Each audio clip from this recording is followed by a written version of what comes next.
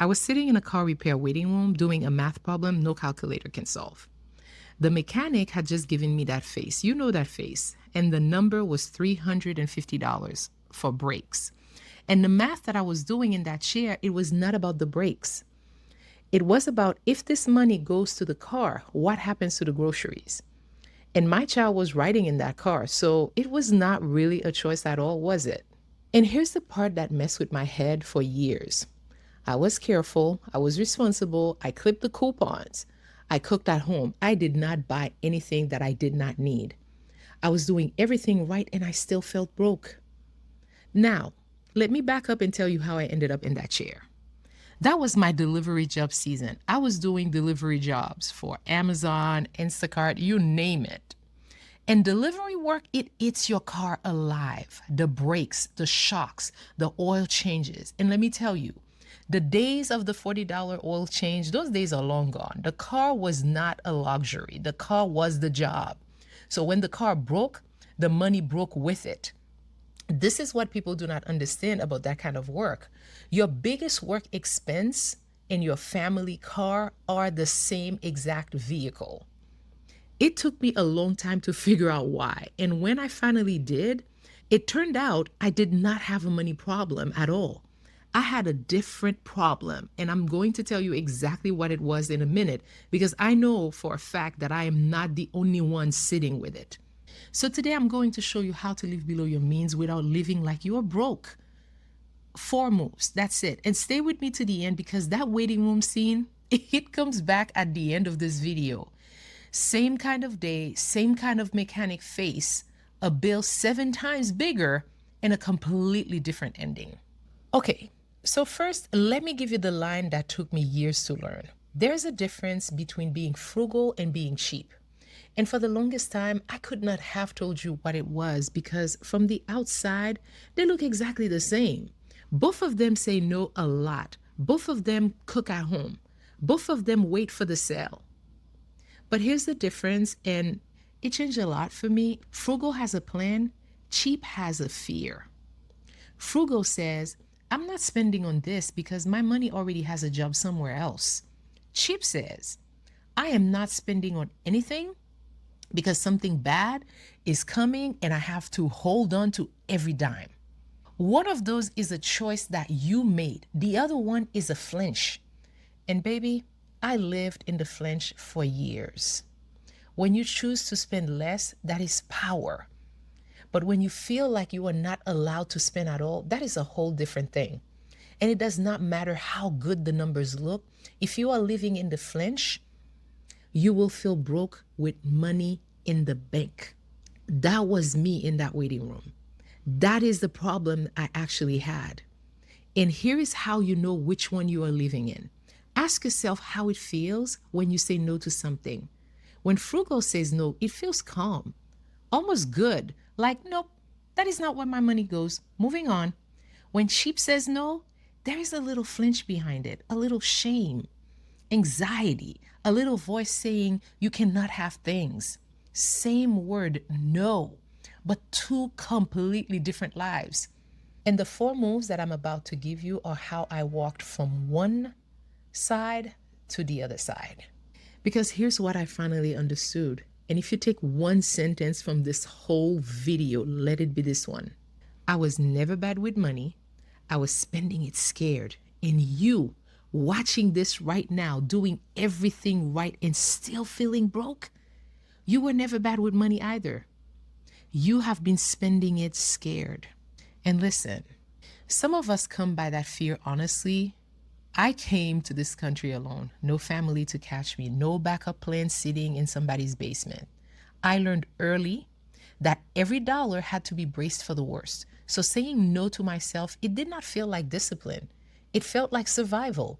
And when your body learns money that way, it does not just unlearn it because the numbers got better. No. So this video is not about pinching harder because you're already pinching. This is about the 4 moves that let you spend less on purpose and feel it as power instead of punishment. All right. So move number 1, when you cut the bills, not yourself. When I looked at my spending, I cut the cable. It was gone. I did not miss it for one day, okay? That is a frugal cut. Nobody at the cable company was crying, and neither was I. But you know what I also cut back then that I had no business cutting? Me, my gym membership.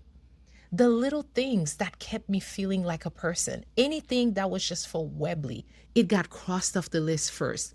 Like taking care of myself was some kind of luxury item. And can I tell you what that saved me? Nothing. Because a woman running on empty makes expensive mistakes. Tired money decisions cost more than a gym membership ever did. The late fee because you were too worn out to open the mail, the takeout 3 nights in a row because you had nothing left to cook with, the thing you bought full price because you did not have the energy to wait for the sale, running yourself under the ground is not saving money. It just moved the bill somewhere that you cannot see it. So here's the move. Go through your bills and find the one that nobody would miss. The subscriptions that you forgot about, the plan that is bigger than what you use. Cut those with no mercy.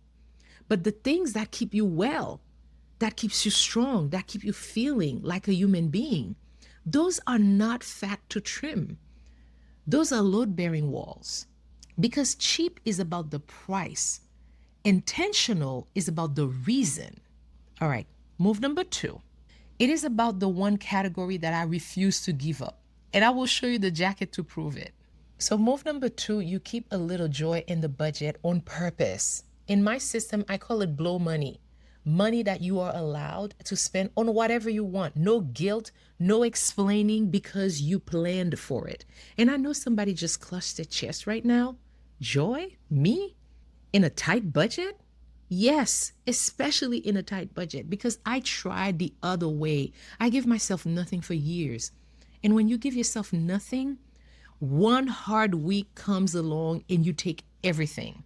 You do way more damage in one fed up weekend than a little plain joy would have ever cost you.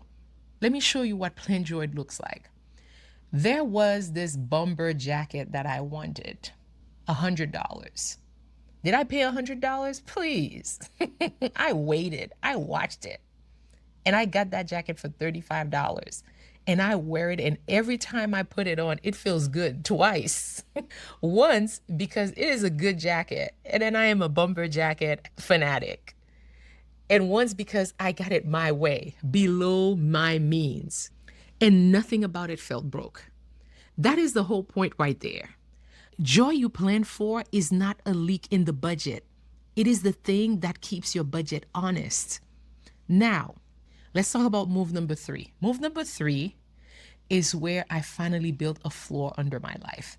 And it is the reason that years later, I survived a repair bill 7 times bigger than those breaks without blinking.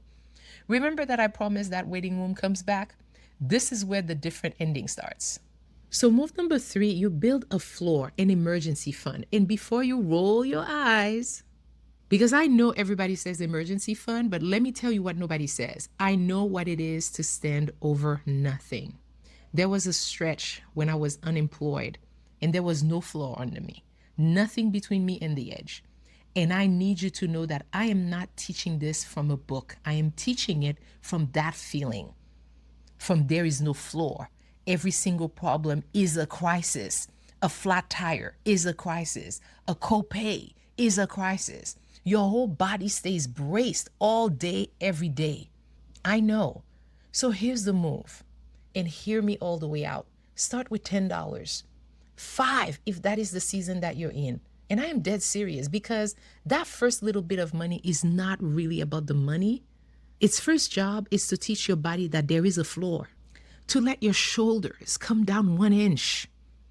And then it grows. 10 becomes 50. 50 becomes the first 500. And then one day you get a bad car news and your heart does not drop.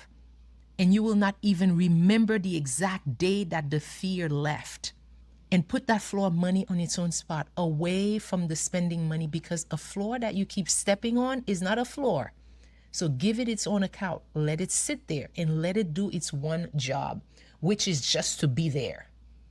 Because some months you will add 50. Some months you will add 5. Both of those months, they count. A $10 floor is still a floor. Write that down. So move 4, and that's the last one.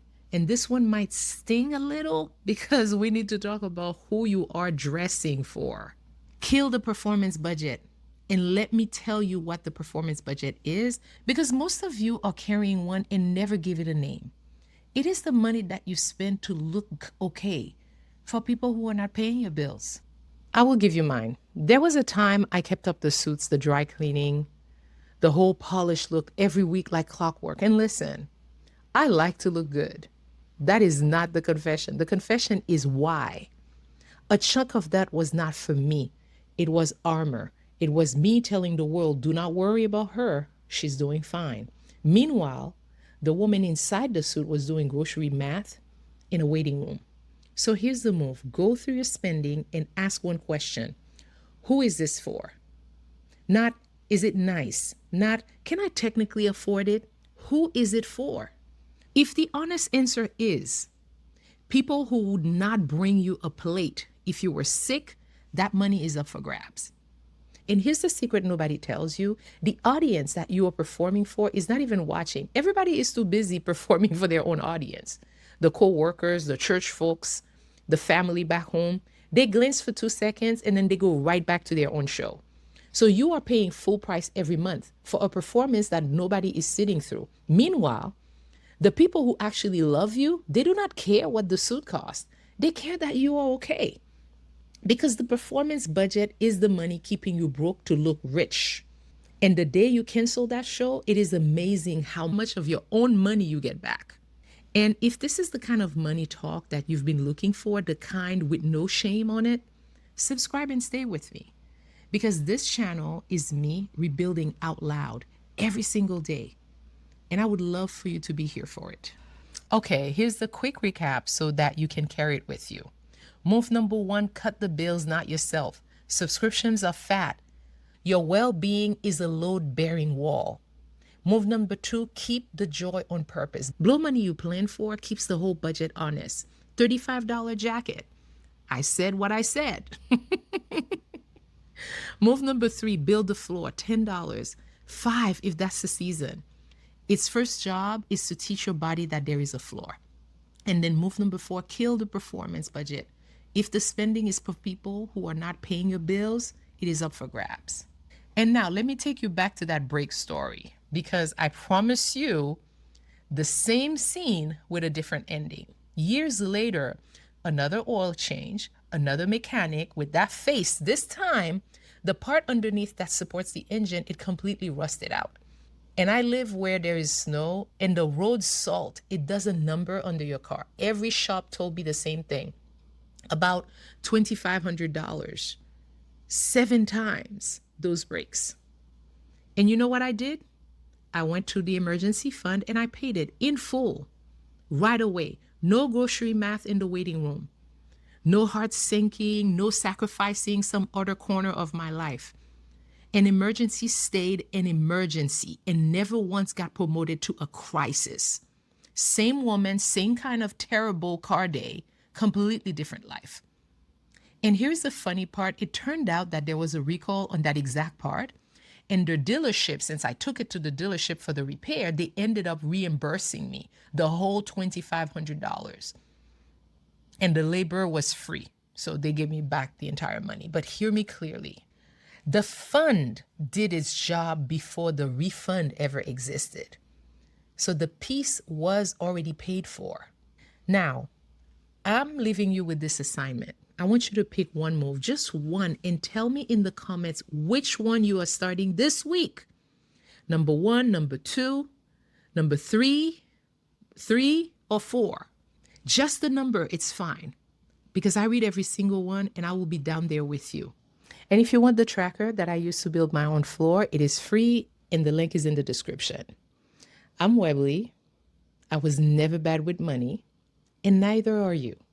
And I will meet you back here tomorrow.